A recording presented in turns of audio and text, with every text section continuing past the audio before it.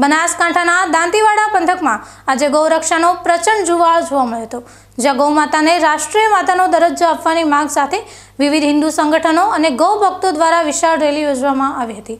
કેસરિયા ધ્વજ અને ગગનભેદી નારાઓ સાથે નીકળેલી આ રેલીએ સમગ્ર દાંતીવાડા નગરમાં ભક્તિમય અને જોમભર્યું વાતાવરણ સર્જ્યું હતું।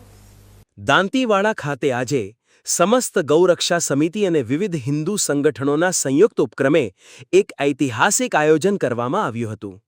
ગુરુવારે સવારથી જ મોટી સંખ્યામાં ગૌભક્તો, સામાજિક અગ્રણીઓ અને યુવાનો એકત્ર થયા હતા અને હાથમાં ગાય બચાવો દેશ બચાવોના પ્લેકાર્ડ સાથે ભવ્ય રેલીનું પ્રસ્થાન કર્યું હતું।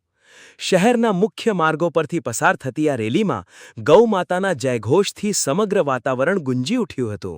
ત્યારબાદ રેલી મામલતદાર કચેરીએ પહોંચી હતી, જ્યાં ગૌપ્રેમીઓએ મામલતદારને આવેદનપત્ર પાઠવીને રજૂઆત કરી હતી કે ભારત સરકાર દ્વારા ગાયને તાત્કાલિક ધોરણે રાષ્ટ્રીય ગૌમાતા તરીકે ઘોષિત કરવામાં આવે।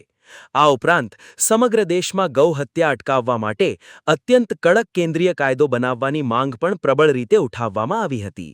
આવેદનપત્રમાં એ બાબત પર પણ ભાર મૂકવામાં આવ્યો હતો કે દરેક જિલ્લામાં સરકારી ગૌશાળાઓ સ્થાપવી જોઈએ, જેથી નિરાધાર ગાયોને યોગ્ય આશ્રય અને નિભાવ મળી રહે। ગૌ આધારિત પ્રાકૃતિક ખેતીને પ્રોત્સાહન આપવા માટે વિશેષ સરકારી યોજનાઓની અમલવારી કરવા પર પણ આગ્રહ રાખવામાં આવ્યો હતો। ગૌભક્તોએ ભારે ઉત્સાહ સાથે જણાવ્યું હતું કે ગાય એ આપણી અર્થવ્યવસ્થા, આરોગ્ય અને સંસ્કૃતિનો મુખ્ય આધારસ્તંભ છે, માટે તેને રાષ્ટ્રમાતાનું યોગ્ય સ્થાન આપવું એ રાષ્ટ્રહિતની વાત છે। દાંતીવાડામાં યોજાયેલી આ વિશાળ રેલીએ સાબિત કરી દીધું છે કે ગૌરક્ષાનો મુદ્દો હવે જનજનનો અવાજ બની રહ્યો છે। હવે જોવાનું એ રહે છે કે સરકાર ગૌભક્તોની આ પ્રબળ માંગણીઓ પર કેવા પ્રકારનો પ્રતિસાદ આપે છે।